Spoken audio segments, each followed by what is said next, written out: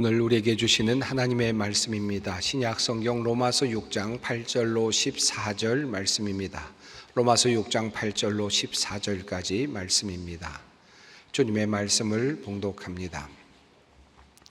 만일 우리가 그리스도와 함께 죽었으면 또한 그와 함께 살 줄을 믿노니 이는 그리스도께서 죽은 자 가운데서 살아나셨음에 다시 죽지 아니하시고 사망이 다시 그를 주장하지 못할 줄을 알미로라. 그가 죽으심은 죄에 대하여 단번에 죽으심이요 그가 살아 계심은 하나님께 대하여 살아 계심이니 이와 같이 너희도 너희 자신을 죄에 대하여는 죽은 자요 그리스도 예수 안에서 하나님께 대하여는 살아있는 자로 여길지어다. 그러므로 너희는 죄가 너희 죽을 몸을 지배하지 못하게 하여 몸의 사욕에 순종하지 말고 또한 너희 지체를 불의의 무기로 죄에게 내주지 말고 오직 너희 자신을 죽은 자 가운데서 다시 살아난 자 같이 하나님께 드리며 너희 지체를 의의 무기로 하나님께 드리라. 죄가 너희를 주장하지 못하리니 이는 너희가 법 아래에 있지 아니하고 은혜 아래에 있음이라. 아멘. 지난 2024년 2월 27일자 어느 신문에 실린 조금은 자극적인 그런 기사의 제목이 있었습니다. 26명 살해하고 돼지 먹이로 준 최악의 연쇄 살인마 가석방 될까라는 제목이었습니다. 우리나라 이야기는 아니었고 캐나다의 로버트 피턴이라고 하는 사람의 이야기였습니다. 최소 26명 이상의 여성을 죽인 후에 돼지 먹이로 사용하였다는 것이었는데요. 그가 2002년에 체포되었습니다. 그리고 2007년에 선고를 받았는데 그 선고는 종신형이기는 했지만 2027년 이후에 가석방이 가능한 종신형이 선고되었습니다. 이제 한 3년여가 남았는데 벌써부터 아마 카나다에 있는 사람들은 아마 두려움이 생긴 것 같습니다. 그래서 그가 풀려나면 어떻게 될까 하는 그런 조금은 자극적인 기사이긴 했습니다. 그런데 그럴 것이 그가 어딘가에서 이런 이야기를 했다는 것입니다. 내가 26명을 죽였다고 사람들이 말하지만 사실은 49명을 죽였는데 원래는 50명을 죽이려고 했다. 아직 한 명이 모자라다. 이런 이야기를 했다는 것이죠. 그러니까 얼마나 두려울까 하는 그런 생각이 들기도 합니다.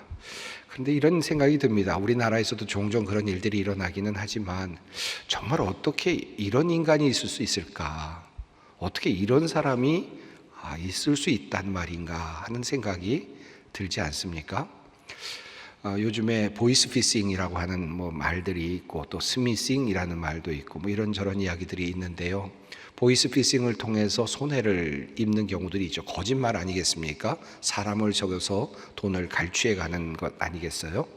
그런데 2023년에 이 보이스피싱으로 인해서 손해를 입은 액수가 나왔는데 1965억이라고 합니다. 그러니까 우리나라 사람들이 이 거짓말 때문에 잃어버린 돈이 한 2천억 원 된다. 누군가 악한 사람들이, 나쁜 사람들이 2천억을 훔쳐갔다라는 뜻이죠. 어떻게 이럴 수가 있나 하는 생각이 듭니다. 어떻게 이런 사람들이 있을까요? 그냥 일을 잘 하려고 하다가 실수를 했다. 그럴 수는 있겠죠. 남에게 손해를 끼쳤다. 그럴 수도 있겠죠.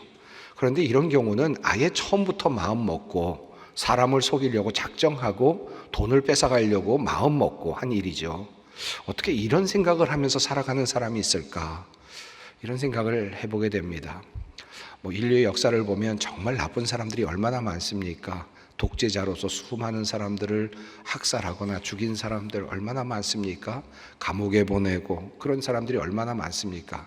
인류 역사를 보면 끊임없이 사람들을 죽고 사람들을 죽이는 역사라고 할 수 있겠습니다. 지금은 꽤나 성숙한 그런 아주 나라처럼 보이는 선진국처럼 보이는 프랑스라든지 영국이라든지 혹은 독일 지역 또는 오스트리아 지역이라든지 이런 지역들을 보면 과거에 얼마나 많은 사람들이 그곳에서 죽어나갔는지요. 종교라는 이름으로 죽어나갔고요. 그리고 또 어떤 권력을 쟁취하기 위해서 수많은 사람들을 죽이고 또 죽여나갔습니다. 많은 사람들이 얼마나 참혹하게 죽어갔는가를 생각해 본다면 인간이 어떻게 이럴 수 있을까 하는 그런 생각이 들기도 합니다.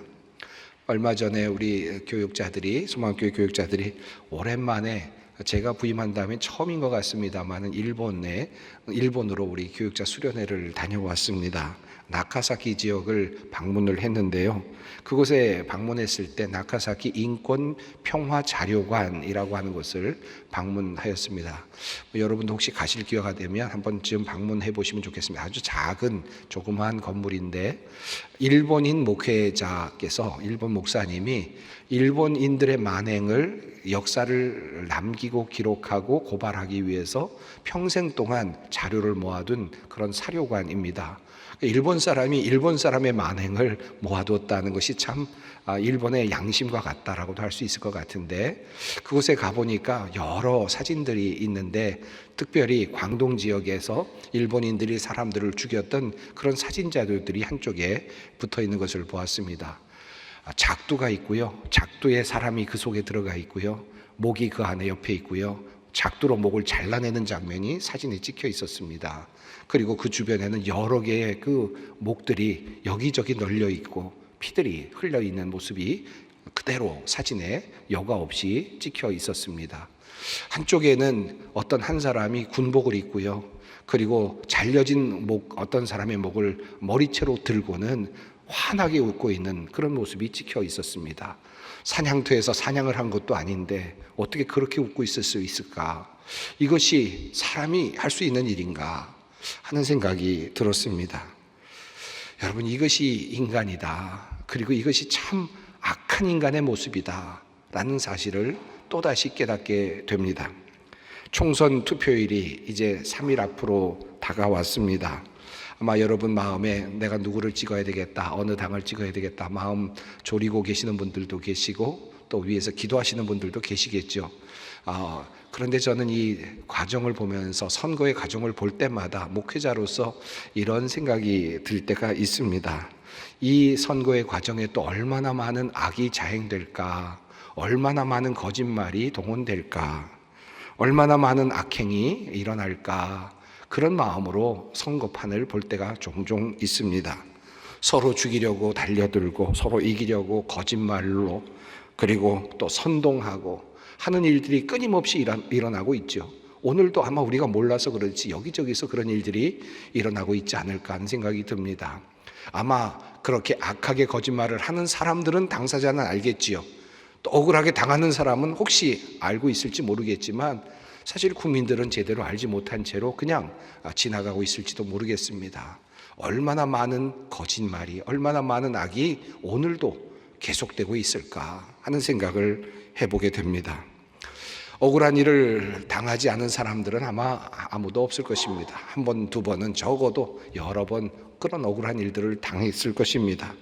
그런데 그렇게 악을 행한 사람들이 버젓이 아무런 일도 없다는 듯이 그렇게 살아가고 있는 모습을 볼 때 어떻게 도리어 더 잘 살고 있는가, 도리어 권력을 거머쥐고 영광을 받으면서 살고 있는가, 그런 모습을 볼 때 정말 참 인간이 어떤 인간인가를 다시 한번 회의하면서 생각하게 됩니다. 이런 상황인데도 내가 선하게 살아야 된다는 말인가, 그리고 이렇게 당하면서도 내가 선하게 살아야 된다는 말인가 하는 질문이 생겨나죠. 그리고 하나님은 어디 계시는가 하는 질문도 생겨납니다. 악이 승리하는 세상, 악이 도리어 선을 억누르고 지배하는 상황, 이 세상은 과연 희망이 있는 것인가 하는 질문이 생겨나기도 합니다. 제가 보스턴에서 공부를 할 때 저희 학교에 계시는 선생님이 계셨는데, 교수님이셨는데, 그분은 이 유대인으로서 루마니아 출신의 분이셨습니다.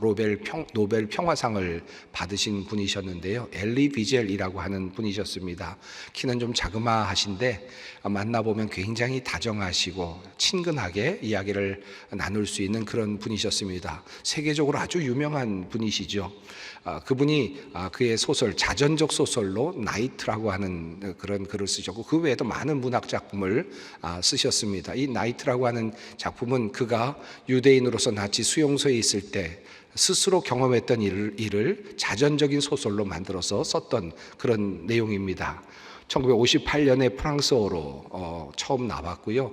60년에 영어로 번역이 되었고, 또 2006년에 다시 개정판으로 영어로 번역이 되었었는데, 이것이 한국말로는 2023년에 최근에 나이트라고 하는 제목으로 그렇게 번역이 되어서 또 우리 한국인들도 읽게 되었습니다. 아마 이 내용은, 제가 말씀드리려고 하는 내용은 아마 한두 번 정도는 우리 목사님들에게 들으셨을 법한 그런 내용이기도 합니다. 그는 그곳에서 그 나치 수용소 시설에서 지내면서 겪었던 일을 적고 있는데, 그 나치 수용소에는 크게 큰 장대가 3개가 높이 세워져 있었답니다. 마치 십자가처럼 세워져 있었는데요. 그곳에서 잘못한 사람들이라든지 또는 소란을 피우는 사람들이 있으면 그곳에 달아서 죽이곤 했다는 것입니다. 어느 날 그 가운데 장대에 어린아이가 그만 무슨 일을 잘못했는지 모르지만 걸려 있습니다. 결국 그 아이는 이제 죽게 되는 거죠. 그런데 어린아이라서 그런지 잘 죽지를 않는 겁니다. 고통스럽게 절규하면서 울고 있는 아이를 보면서 밑에 있는 사람들이 그것을 보면서 이렇게 이야기를 합니다. 하나님은 도대체 이럴 때 어디 계시는가? 하나님이 계시다면 어떻게 이런 일이 일어날 수 있는가? 라고 하는 질문을 던집니다. 그리고 수군수군 거렸습니다. 사람들이 하나님은 도대체 왜 어디 있는 것이냐? 라고 하는 질문을 던지죠. 그때 엘리 위젤은 자기 자신 마음속에 조용하게 들리는 소리를 들었다고 합니다. 하나님이 어디 계시냐고? 바로 여기 계시지. 그는 바로 저 아이와 함께 지금 죽어가고 계신다. 그는 그것을 봅니다. 고통당하고 죽어가는 이들과 함께 하시는 그 십자가에 달리신 예수님의 관점은 그의 글을 통해서 모든 사람들에게 감명을 주었고, 이후에 많은 새로운 시각을 열어주었습니다. 악인들에 의해서 처참하게 죽어간 수많은 사람들, 그들의 그 억울한 자리에 예수님께서 함께 하신다라고 하는 바로 그 관점을 열어 보여주었던 작품이 바로 이 나이트라고 하는 작품입니다. 정말 그렇지 않겠습니까? 예수님이야말로 가장 인간으로서 억울했던 사람이 아니었을까? 억울한 인간이 아니었을까요? 죄도 없으신 분이십니다. 그리고 인간을 위해서 선한 일을 하시기 위해서 하나님의 아들임에도 불구하고 겸손한 모습으로 내려오셨습니다. 작은 자들, 병든 자들, 아픈 자들, 힘없는 자들을 위로해 주시고 고쳐주셨습니다. 그런데 사람들은 도리어 그를 붙잡아서 십자가 위에 달아 메었습니다. 그를 살해하였습니다. 십자가의 죽으심은 인간적으로 본다면, 세상적으로 본다면 악의 승리지요. 이 세상의 승리의 결정판이라고 할 수 있습니다. 이 세상의 모습을 꼭 닮아 있는 그런 모습이라고 할 수 있겠습니다. 늘 그래 왔듯이, 그리고 또 그렇듯이, 그리고 지금도 그렇듯이 악은 선을 지배하고 세상을 지배하고 도리어 호령합니다. 악한 이들은 절대로 사라지지 않는 것 같고, 도리어 선한 이들에게 십자가를 지우고는 그들을 살해하고 합니다. 지금도 그런 일들이 끊임없이 일어나곤 합니다. 자, 그런데 예수님께서 사흘 만에 살아나셨다. 이것이 바로 부활의 소식입니다. 아니, 조금 더 정확히 말한다면 그렇게 살해당한 예수를 하나님께서 다시 살려내셨다. 무덤을 여시고 돌을 치우시고 죽었던 예수를 다시 살려내셨다라고 말합니다. 이것이 바로 우리가 믿고 있는 바로 부활의 선포입니다. 이 부활의 사건이 우리에게 의미하는 바가 무엇이겠습니까?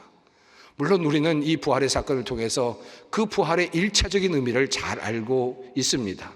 우리가 죽은 후에, 그리고 마지막 날에 우리 모두가 다시 살아날 것이라고 하는 계시적 사건이라고 하는 것, 우리가 너무나도 잘 알고 있죠. 예수님께서 이미 이렇게 말씀하셨습니다. 나를 보내신 이의 뜻은 내게 주신 자 중에 내가 하나도 잃어버리지 아니하고 마지막 날에 다시 살리는 이것이니라. 내 아버지의 뜻은 아들을 보고 믿는 자마다 영생을 얻는 이것이니 마지막 날에 내가 이를 다시 살리리라 하시니라. 그러므로 예수 그리스도의 부활 사건은 우리가 죽음 이후에 다시 예수님처럼 살아날 것을 우리에게 증언하고 있습니다. 이것이 바로 부활의 신앙이죠. 그러므로 우리의 부활 신앙은 장래의 예식의 자리에서 더욱 빛을 발합니다. 마지막인 것 같지만 세상 사람들은 그곳에서 울고 있고 절망하지만 우리는 그곳에서 절망하지 않습니다. 장례식의 자리에서 우리는 도리어 희망합니다. 마음의 평안을 얻습니다. 그리고 언젠가 다시 만날 바로 그 날을 꿈꿉니다. 이것이 바로 부활 신앙이죠.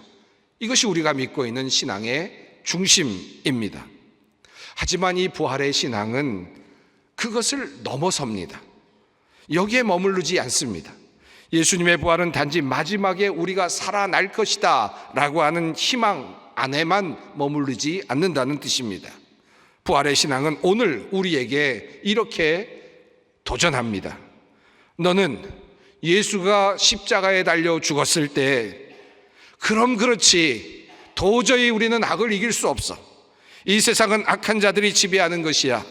그러므로 진리를 지킨다는 것은, 그리고 선을 행하는 것은 미련한 일과 같아.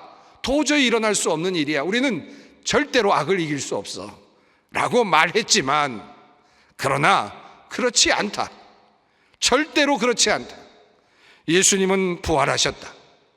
악이 승리한 것 같지만 진리는 살아났다. 진리가 소멸되어 전혀 보이는 것 같지 않지만 정의는 살아있다. 결코 진리를 죽일 수는 없다. 정의를 땅에 묻을 수 없다. 이것이 바로 부활의 또 다른 모습입니다. 그러므로 부활의 신앙은 이 악하고 모질고 험한 세상 속에서 선이 승리하는 것이 티끌만큼도 보이지 않는 것 같은 이 상황 속에서도 그럼에도 불구하고 진리는 살아있다, 정의는 살아있다, 하나님은 살아나셨다라고 고백하는 것입니다. 그리고 그것을 믿고 살아가는 삶의 태도인 것입니다. 엘리 비젤이 그의 작품 나이트에서 그가 장대 위에서 죽어가는 어린아이와 함께 하시는 하나님을 보았습니다. 십자가에 달리신 예수를 보았다면, 그가 조금 더 살아있었다면 제가 그에게 이렇게 이야기를 해주고 싶습니다. 아니, 그것에서 십자가 함께 고통당하시는 예수만 보지 말고 악한 자들이 그 옆에서 웃고 있는 그 장면 옆에 부활하신 주님이 서 계시는 모습을 한번 소설로 그려보아 줬으면 좋겠다고 한번 제안을 하고 싶습니다. 악이 승리한 것처럼 보이는 그 옆자리에 이미 부활하셔서 서 계시는 주님이 계시다. 심판주로 서 계시는 주님이 그 옆에 계시다는 사실을 볼 수 있었으면 좋겠습니다. 아직 세상의 권세가 더 크게 보이고 우리의 눈을 혼란스럽게 하기도 합니다. 하지만 예수님의 부활은 이 땅에 하나님의 나라가 이미 임하였음을 선포합니다. 이것을 알고 살아가는 것, 이것을 믿고 삶을 살아내는 것이 바로 부활의 신앙입니다. 자, 이런 관점에서 오늘의 본문을 조금 더 깊이 살펴보겠습니다. 오늘의 본문은 우리에게 이렇게 권면합니다. 만일 우리가 그리스도와 함께 죽었으면 또한 그와 함께 살 줄을 믿노니, 그와 함께 살 줄을 믿노니라고 하는 이 말씀은, 그런데 문맥상으로 본다면 마지막에 다시 살아날 것이다 라고 하는 종말적인 그런 부활의 의미가 아니라는 사실을 알게 됩니다. 왜냐하면 그 앞에 이런 문구가 함께 있기 때문입니다. 우리가 그리스도와 함께 죽었으면 이라는 단어가 있기 때문이죠. 본문에서 말하고 있는 우리는 아직 살아있는 상태입니다. 육체적인 죽음을 경험하지 않은 상태입니다. 다시 말해서 그리스도와 함께 죽었다라고 하는 말은 육체적으로 죽었다는 말이 아닌 또 다른 차원의 죽음을 말하고 있다는 것입니다. 자, 그렇다면 무엇에 대하여 죽었다라고 지금 말하고 있습니까? 성경은 말합니다. 그가 죽으심은 죄에 대하여 단번에 죽으심이요, 그가 살아계심은 하나님께 대하여 살아계심이니 이와 같이 너희도 너희 자신을 죄에 대하여는 죽은 자요 그리스도 예수 안에서 하나님께 대하여는 살아있는 자로 여길지어다. 죄에 대하여 죽었다라고 말합니다.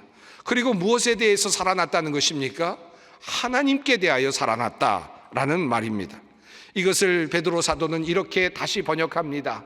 친히 나무에 달려 그 몸으로 우리 죄를 담당하셨으니 이는 우리로 죄에 대하여 죽고 의에 대하여 살게 하려 하심이라. 죄에 대하여 죽고 의에 대하여 살게 하려 하신다. 십자가는 죄를 죽이는 자리이고 그리고 부활은 의를 살리는 자리라는 뜻입니다. 자, 이러한 관점에서 부활의 신앙을 다시 한번 정리해 보겠습니다. 예수 그리스도의 십자가와 부활은 우리에게 이렇게 다가옵니다. 십자가에서 너의 정욕과 너의 욕심과 거짓과 욕망과 악함과 더러움이 모두 죽었다라는 것입니다. 그리고 부활의 자리에서 정의가, 선함이, 진리가, 하나님의 의가 살아났다라고 하는 말씀입니다. 언젠가 저의 선친께서 저에게 주셨던 조언의 말씀을 여러분께 말씀드린 적이 있습니다. 힘들 때마다, 억울할 때마다 죽었다고 생각해라 라고 하셨던 저의 선친의 그 말씀은 저에게 참으로 큰 도움이 되곤 하였습니다. 욱하는 마음이 들 때, 때로는 무언가 억울할 때, 힘들 때마다 죽었다라고 생각하라는 이 말씀이 저에게 와 닿곤 하였습니다. 그런데 이 말씀을 오늘 본문과 함께 연결해서 본다면 어떻게 말씀드릴 수 있을까요? 내 안에 여전히 끓어오르는 욕망이 있습니다.